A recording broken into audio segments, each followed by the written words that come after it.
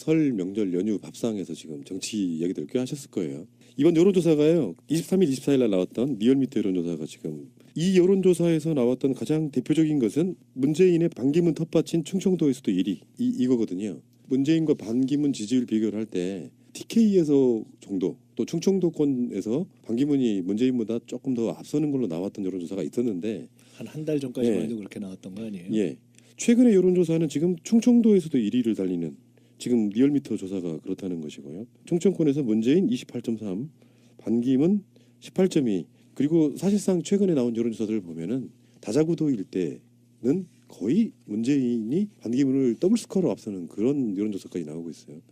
충청도에서 1위의 의미는 뭘까요? 충북에서 1등을 하면 항상 그 승자가 네, 1등을 1등한다. 한다.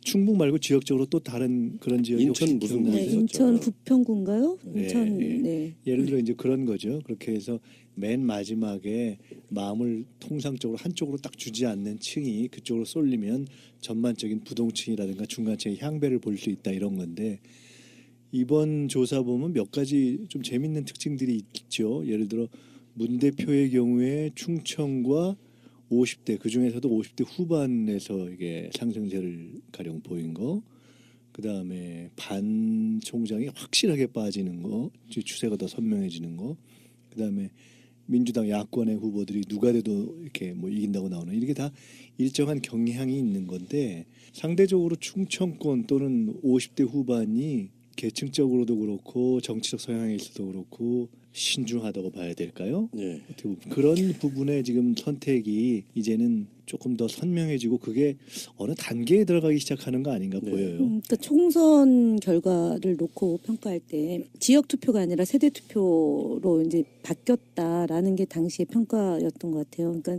보통 지역을 기반으로 이제 지지도가 달라졌다 이제 이런 게 있는데 그게 이미 이제 벗어나서 50대까지 그러니까 60대 초반, 50대 후반, 그러니까 50대 전체까지가 좀 이게 진보성을 띠고 투표를 하는 거고, 그 다음에 60대 초반부터 이제 조금 이제 보수성이 좀 드러나는 거잖아요. 그래서 결과적으로 보면 지금 충청에서도 문 대표가 우위를 하는 것은 지역 투표가 아니라 지역성이 아니라 계층성, 그러니까 이제 세대성으로 이제 그 지지하는 후보를 표출하는 게 아닌가 네. 이렇게 볼 수 있을 것 같아요. 문 대표 올라가고 반 총장이 빠진다는 건 두 가지 측면이 있죠. 한편으로는 전체로 봐서 어떤 선택에 있어서 상당히 신중하고 비교적 유동성을 끝까지 유지하는 층이 한쪽으로 기울기 시작했다라는 것. 왜냐하면 그 전에 반 총장이 앞서 있던 것이 한 달 사이에 이제 뒤집힌 거니까 그런 것이 있는 한편 또 한편으로는 어쨌든 아직 지역적인 투표 성향 내지는 지지 성향이라는 건 남아 있는 거잖아요.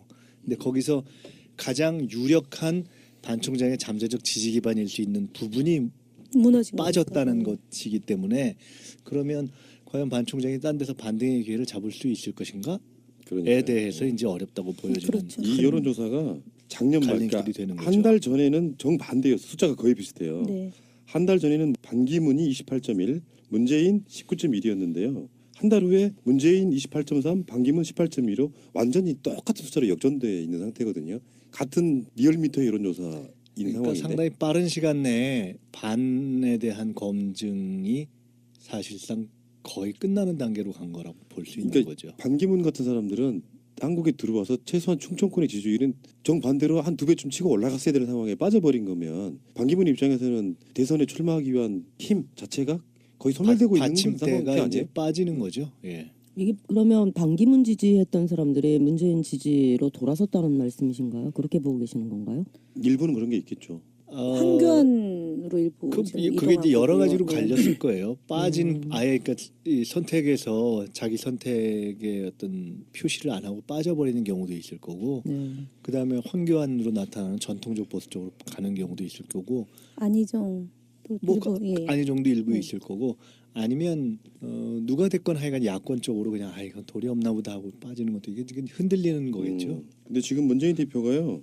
사실상 TK를 제외한 모든 전 지역에서 1위를 달리고 있거든요. 호남에서도 지금 압도적이라고 할 수 있는 40.6, 그 PK 부산 경남에서도 38.6 그런 어떤 추세를 본다라고 하면은 반기문 입장에서는 조급해지거나 사실상 포기 상태가 돌입할 수도 있는데 아마 반기문 캠프라고 하면 추석 민심 이후에 나온 여론조사를 유심하게 보지 않을까요? 설 민심 죄송합니다. 죄송합니다. 이상하게 네. 추석이라고 해요. 네. 죄송합니다. 설- 추석이라서 지금 지난해 추석을 얘기를 해야 되는 건지 아니면 탄핵이 안 돼가지고 12월 대선으로 가서 9월 추석으로 얘기해야 되는 건지. 문과 반 두 죄송합니다. 분의 입장에서 본다면 지지율이라는 면에서 본다면 이렇게 볼 수 있겠죠. 문 전 대표의 경우는 일종의 지지 기반의 퍼즐을 완성해 가는 거잖아요. 이게 이 선거라는 과정이라는 게. 근데 문 대표가 상대적으로 우선적으로 지지를 확보해야 하거나 또는 그럴 수 있는 부분이 세대로서의 젊은 층은 별도로 하고 지역으로 놓고 봤을 때 출신 지역인 뭐 영남이 있을 수 있겠고 야권의 전통적 지지 기반인 호남 그쪽에서 우선 어느 정도 승부에 이렇게 흐름이 나와야 되는 거잖아요.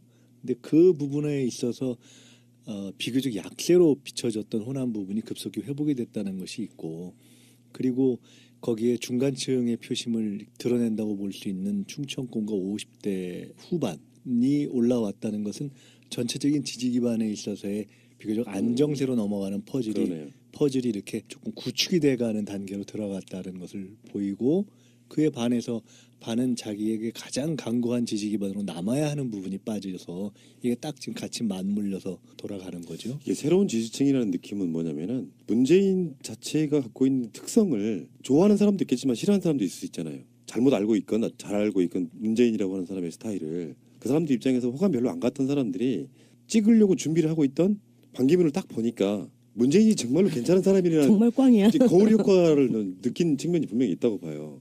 얘는 진짜 아니구나. 그러고 보니까 정말 꽝이야. 상대적으로 문재인이 훨씬 나은 사람이라는 인식을 갖지 않았을까라는 그런 효과도 있을 수 있잖아요. 어떻게 보십니까?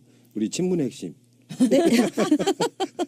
3월 13일 이전에 그러니까 탄핵을 결정해야 된다라는 게 이제 엊그저께 얘기가 나왔잖아요. 결과로 보면 지금 12월 달에 치러질 대선이 4월 벚꽃 대선으로 가기 때문에 지금 이 시기는 10월로 보면 되는 거죠. 12월 대선 치러질 때의 시기로 보면 10월. 그러니까 10월이 되면 각 당의 후보가 확정이 돼서 야권 연대를 하거나 아니면은 독자 후보를 내서 이제 싸우거나 그러니까 마음의 준비를 거의 굳혀가는 시기라고 봐야 되죠. 시기적으로 놓고 보면. 그리고 얘기했던 반기문 전 총장에 대해서 기대를 가졌던 분들이 와서 한 열흘 동안의 행보를 보면서 도저히 이건 깜이 아니다. 중도에 있던 분들이 이제 서서히 마음을 굳히기로 들어간 거고 그 다음에 이제 야권의 후보 중에 박원순 시장의 포기가 아직 반영이 되기 전 여론조사잖아요, 지금. 직전인데 예, 반영이 되기 전이죠. 사실은 수치로 안 나왔다 뿐이지 느낌으로는 아마 이제 들어가면서 나타난 거겠죠. 그러니까 예를 들어 박 시장의 일정한 지지율에 약간 저조 이런 현상이 반영이 일정하게는, 됐는데 예, 근데 이제 그러니까 후보에서 이제 예, 대권에 이제 포기하겠다라는 선언이 나오기 전 건데 그러면 이제 이후의 상황에서는 그게 조금 더 이제 더 결집되는 상황이 되지 않을까. 그러니까 12월 12일 2007년도 12월 12일 날 대선 직전의 마지막 여론조사한 거에 따르면 당시 이명박 후보의 지지가 48%였고요.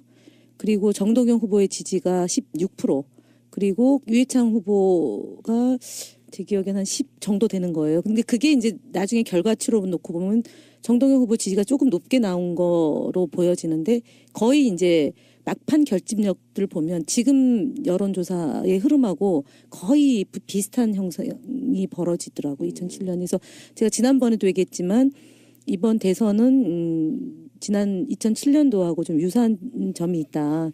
그러니까 여당이 지리멸렬하고 이제 쪼개지고 후보도 제대로 못 내고 경선이 언제 치러질지도 모르는 아주 매우 모호하고 불투명한 상황이고 반면에 이제 저희는 진보 진영은 어차피 단결하면서 경선을 치를 준비를 하는 거고 당이 이제 경선 룰을 확정하고 보이는 선거가 된 거잖아요. 그래서 훨씬 더 대선의 가능성과 정권 교체의 열망이 높은데 지지한 후보에 대해서 선택 지점이 명료해지고 있는 그 상황에서 문재인 후보의 지지도가 훨씬 더 높게 치고 올라가는 게 아닌가. 앞으로 저는 더 올라갈 거라고 그러면 봐요. 제가 늘 궁금해왔던 일반인의 시각이 하나 있는데요. 문재인의 행보에서 그런 것들이 보이잖아요. 그러니까 중도에서 뭔가 확고한 민심을 붙들겠다는 어떤 그런 식의 행보가 보이거든요. 근데 그 지점이 이제 이재명 씨하고 약간 대척점에 있는 부분도 있는 것이고, 뭐 표퓰리즘이라고 불릴 만한 공약 같은 건 거의 안 한 상태로 할 수 있는 것만 하겠다라는 그런 전략 구사 되게 많이 하잖아요.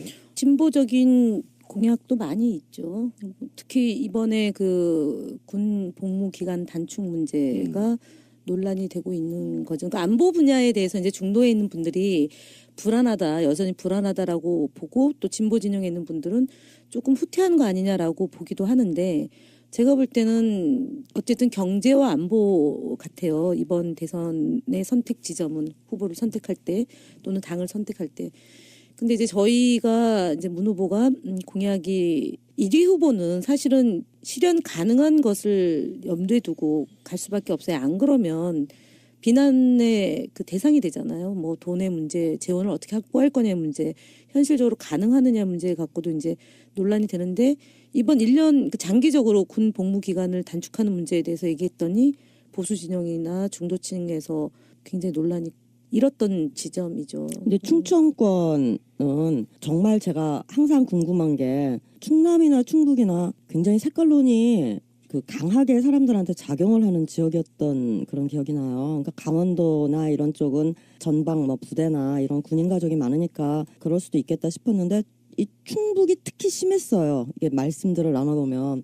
근데 이번에 문 후보의 지지가 이렇게 조금이라도 높아졌다라는 건 이제는 야당의 그 씌워졌던 어떤 색깔론 같은 게 일반 그 민중들한테도 조금은 이제 벗겨지고 그런 것 따위로 선택을 할 필요가 우리가 없다라는 그런 인식이 많이 확산이 됐다라는 생각이 지금 들고 있고요. 그리고 문 후보의 그 좀 부드러운 이미지가 이 충청권에는 많이 어필을 하지 않았나 이런 생각이 좀 들어요. 성향상 맞을 수 있다. 네네. 아, 그럴 수도 있겠네요. 그러면은 만약 이번 탄핵 국면에서 문재인 대표가 이재명 시장 같은 스탠스였다면 어땠을까요?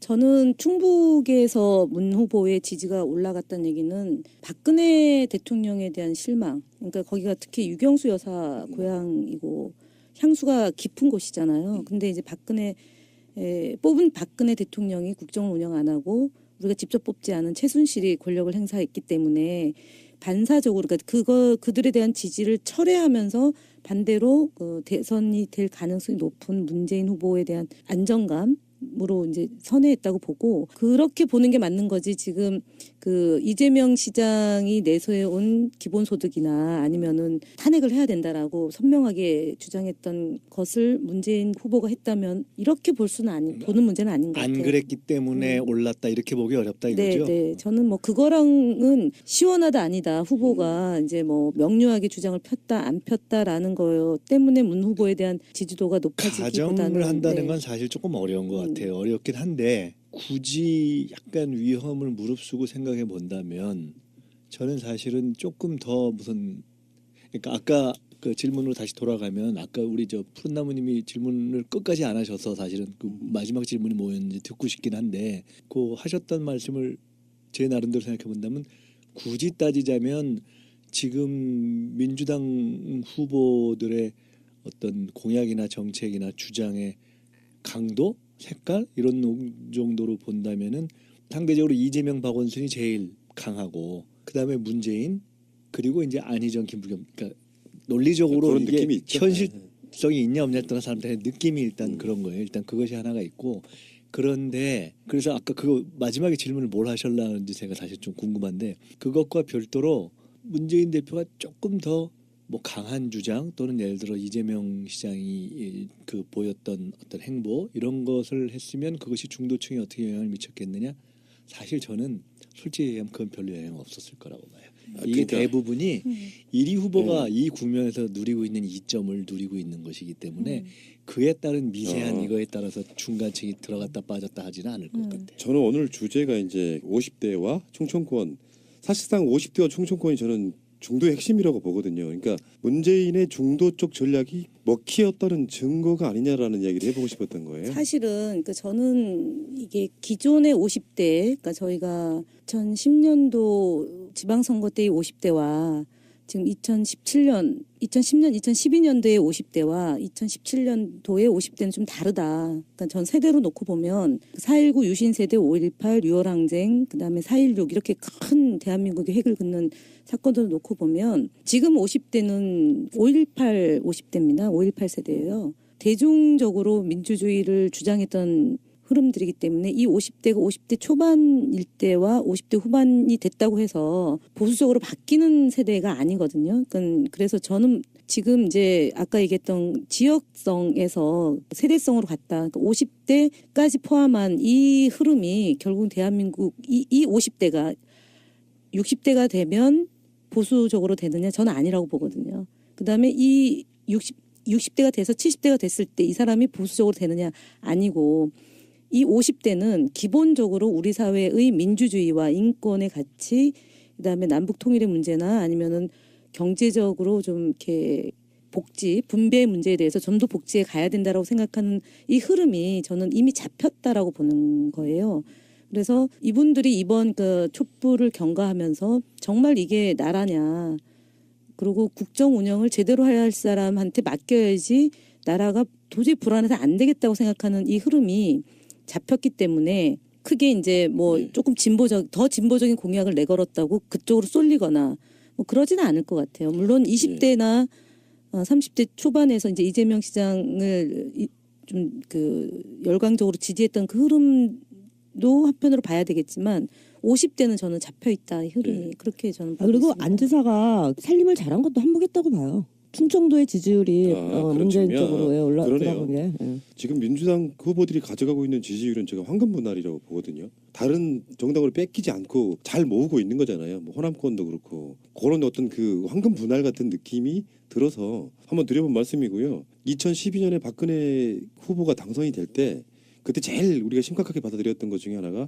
당시 10년 전에 노무현 지지했던 40대가 딱 50대가 됐을 때 박근혜를 더 많이 지지했다는 게 뭐 집값 떨어질까 봐 그랬다라는 뭐 한간의 설이 있었어요. 그게 검증된 바는 없습니다. 그래서 지금 실제로 50대들이 어떤 흐름을 갖고 있느냐, 또는 전통적으로 지금 반기문이든 뭐 DJP 연합이든 모든 것들이 다 충청권이 캐스팅 보트를 쥐고 있는데 이쪽 민심이 향배가 어떻게 되느냐, 이런 것들이 좌지우지할 것 같은 느낌이 들어서, 근데 그 지점에서 그냥 지표는 나름대로 좋다라고 보시면 되겠죠. 근데 다만 이제 여성층이 이제 그 2012년도에 50대 여성, 특히 여성이 박근혜 대통령을 지지했고 그 중에 50대가 가장 적극적으로 지지했던 거죠. 그러니까 그분들이 이제 실망해서 네. 이렇게 가서는 안 되겠다는 얘기를 많이 하는 거고, 그러나 이번 대선 과정에서 그 여성 정책, 특히 여성 부분, 그 다음에 50대에 대한 고민들을 좀 많이 해야 되지 예. 않을까 싶어요. 그 민주당은 특히 많이 해야 돼요. 알겠습니다. 예, 예. 아주 여성 정책은 아주 그 마음에 안 드는 게 많아요. 예. 자, 그리고 이제 조금만 더 언급해 보자면 양자 대결, 문재인 55.6, 반기문 32.3. 반기문 입장이 심각하네요. 이 정도는 포기할 만한데요. 빨리 해야 돼요. 네. 더 까이기 전에. 더 재밌는 거는 이재명 대 반기문도 비슷합니다. 51.6 대 33.5. 반기문이 올라가질 않아요. 이재명은 문재인보다는 다소 떨어지지만 반기문은 거의 올라가지 않습니다. 안희정 대 반기문도 비슷해요. 52.5 대 32.3. 그리고 눈여겨볼 게 하나 있는데요. 비호감도. 이게 굉장히 무서웠는데 호감 비호감을 물었는데 반기문에 대한 비호감도가 60.4예요. 호감도는 33.5인데 비호감도란 말은 이 사람 싫다는 어떤 감정을 얹어놓고 시작하는 거거든요. 별의 확장성이 없어요. 정치인이라는 게 저 사람 별로야, 저 사람 싫어, 이런 감정이 생기면은 특별한 모멘텀, 예를 들어서 숨겨진 무슨 비호가 까인다거나 그런 게 없는 이상 그 호감도로 돌아서기는 굉장히 어려운 부분이 있거든요. 반기문 지금 해결해야 될 가장 대표적인 시급한 문제일 것 같고요.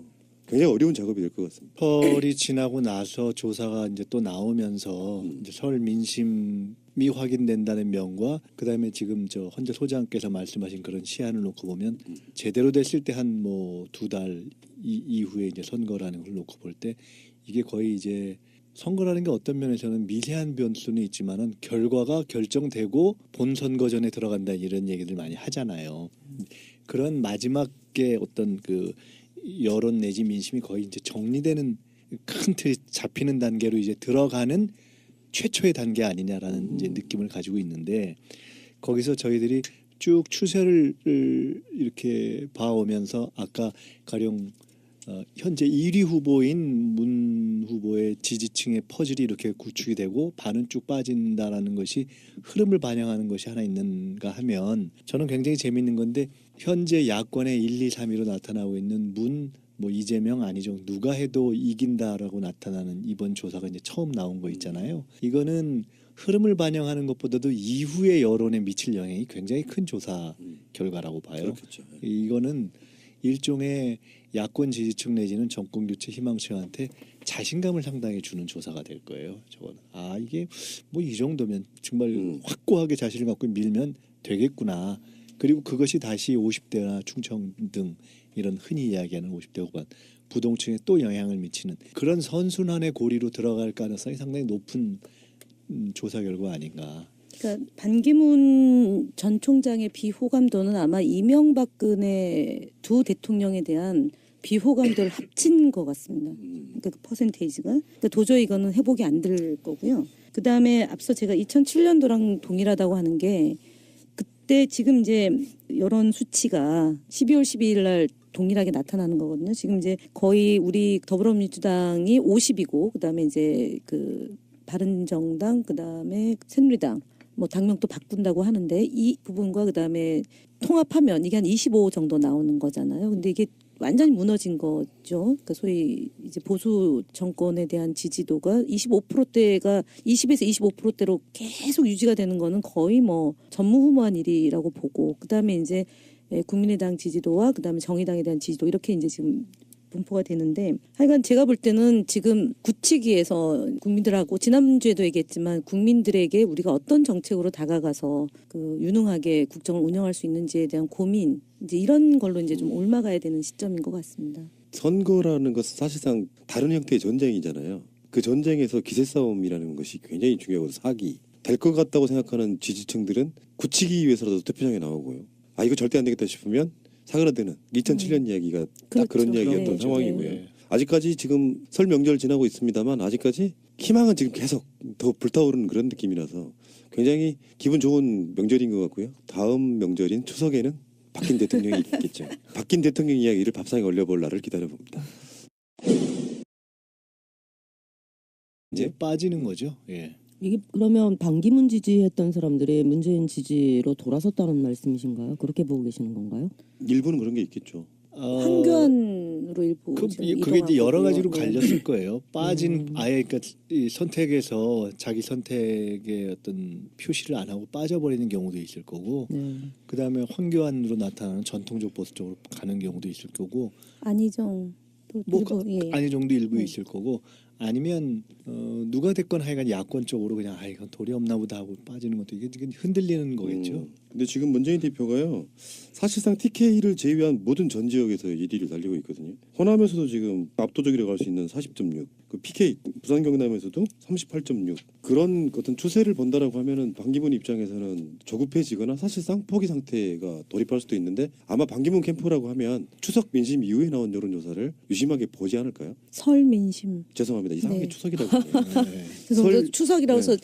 지금 지난해 추석을 얘기를 해야 되는 건지 아니면 탄핵이 안 돼가지고 12월 대선으로 가서 9월 추석으로 얘기해야 되는 건지. 문과 반 두 죄송합니다. 분의 입장에서 본다면 지지율이라는 면에서 본다면 이렇게 볼 수 있겠죠. 문 전 대표의 경우는 일종의 지지 기반의 퍼즐을 완성해 가는 거잖아요. 이게 이렇게 볼 수 있을 것 같아요. 문 대표 올라가고 반 총장이 빠진다는 건 두 가지 측면이 있죠. 한편으로는 전체로 봐서 어떤 선택에 있어서 상당히 신중하고 비교적 유동성을 끝까지 유지하는 층이 한쪽으로 기울기 시작했다라는 것. 왜냐하면 그 전에 반 총장이 앞서 있던 것이 한 달 사이에 이제 뒤집힌 거니까 그런 것이 있는 한편 또 한편으로는 어쨌든 아직 지역적인 투표 성향 내지는 지지 성향이라는 건 남아 있는 거잖아요. 근데 거기서 가장 유력한 반 총장의 잠재적 지지 기반일 수 있는 부분이 무너진 빠졌다는 거니까. 것이기 때문에 그러면 과연 반 총장이 딴 데서 반등의 기회를 잡을 수 있을 것인가에 그러니까요. 대해서 이제 어렵다고 보여지는 그렇죠. 이 여론조사가 작년 말 갈림길이 되는 거죠. 한 달 전에는 정반대였어요. 숫자가 거의 비슷해요. 네. 한 달 전에는 반기문이 28.1, 문재인 19.1이었는데요. 한 달 후에 문재인 28.3, 반기문 18.2로 완전히 똑같은 숫자로 역전돼 있는 상태거든요. 같은 리얼미터 여론조사인 그러니까 상황인데 상당히 빠른 시간 내에 반에 대한 검증이 사실상 거의 끝나는 단계로 간 거라고 볼 수 있는 그러니까 거죠. 반기문 같은 사람들은 한국에 들어와서 최소한 충청권의 지지율은 정반대로 한 2배쯤 치고 올라갔어야 되는 상황에 빠져버린 거면 반기문 입장에서는 대선에 출마하기 위한 힘 자체가 거의 소멸되고 있는 받침대가 상황이 이 선거라는 과정이라는 게. 근데 문 대표가 상대적으로 우선적으로 지지를 확보해야 하거나 또는 그럴 수 있는 부분이 세대로서의 젊은 층은 별도로 하고 지역으로 놓고 봤을 때 출신 지역인 뭐 영남이 있을 수 있겠고 야권의 전통적 지지 기반인 호남 그쪽에서 우선 어느 정도 승부에 이렇게 흐름이 나와야 되는 거잖아요.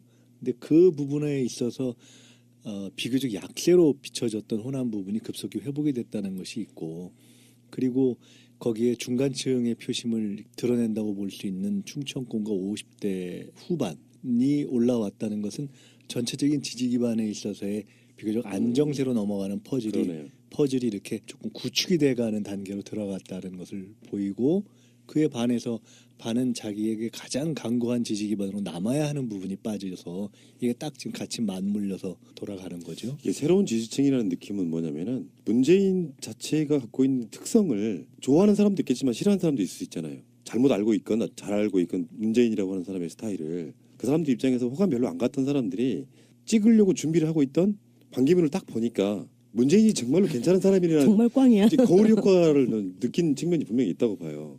얘는 진짜 아니구나. 그러고 보니까 정말 꽝이야. 상대적으로 문재인이 훨씬 나은 사람이라는 충청과 50대 그 중에서도 50대 후반에서 이게 상승세를 가령 보인 거, 그 다음에 반 총장이 확실하게 빠지는 거, 추세가 더 선명해지는 거, 그 다음에 민주당 야권의 후보들이 누가 돼도 이렇게 뭐 이긴다고 나오는 이게 다 일정한 경향이 있는 건데 상대적으로 충청권 또는 50대 후반이 계층적으로도 그렇고 정치적 성향에 있어도 그렇고 신중하다고 봐야 될까요? 예. 어떻게 보면 그런 부분에 지금 선택이 이제는 조금 더 선명해지고 그게 어느 단계에 들어가기 시작하는 거 아닌가 네. 보여요. 그러니까 총선 결과를 놓고 평가할 때 지역 투표가 아니라 세대 투표로 이제 바뀌었다라는 게 당시의 평가였던 것 같아요. 그러니까 보통 지역을 기반으로 이제 지지도가 달라졌다 이제 이런 게 있는데 그게 이미 이제 벗어나서 50대까지 그러니까 60대 초반, 50대 후반, 그러니까 50대 전체까지가 좀 이게 진보성을 띠고 투표를 하는 거고, 그 다음에 60대 초반부터 이제 조금 이제 보수성이 좀 드러나는 거잖아요. 그래서 결과적으로 보면 지금 충청에서도 문 대표가 우위를 하는 것은 지역 투표가 아니라 지역성이 아니라 계층성, 그러니까 이제 세대성으로 이제 그 지지하는 후보를 표출하는 게 아닌가. 네. 설 명절 연휴 밥상에서 지금 정치 얘기들 꽤 하셨을 거예요. 이번 여론조사가요. 23일, 24일 날 나왔던 리얼미터 여론조사가 지금 이 여론조사에서 나왔던 가장 대표적인 것은 문재인의 반기문 텃밭인 충청도에서도 1위 이거거든요. 문재인과 반기문 지지율 비교를 할 때 TK에서 정도 또 충청도권에서 반기문이 문재인보다 조금 더 앞서는 걸로 나왔던 여론조사가 있었는데 한 달 전까지만 예. 해도 그렇게 나왔던 거 아니에요? 예. 최근의 여론조사는 지금 충청도에서도 1위를 달리는 지금 리얼미터 조사가 그렇다는 것이고요. 충청권에서 문재인 28.3, 반기문 18.2 그리고 사실상 최근에 나온 여론조사들을 보면은 다자구도일 때는 거의 문재인이 반기문을 더블 스코어로 앞서는 그런 여론조사까지 나오고 있어요. 충청도에서 1위의 의미는 뭘까요? 충북에서 1등을 하면 항상 그 승자가 네, 1등을 1등한다. 한다. 충북 말고 지역적으로 또 다른 그런 지역이 인천 혹시 무슨 기억나세요? 네, 있었죠. 인천 부평군가요? 네, 인천 예. 네. 예를 들어 이제 그런 거죠. 그렇게 해서 맨 마지막에 마음을 통상적으로 한쪽으로 딱 주지 않는 층이 그쪽으로 쏠리면 전반적인 부동층이라든가 중간층의 향배를 볼 수 있다 이런 건데 이번 조사 보면 몇 가지 좀 재밌는 특징들이 있죠. 예를 들어 문 대표의 경우에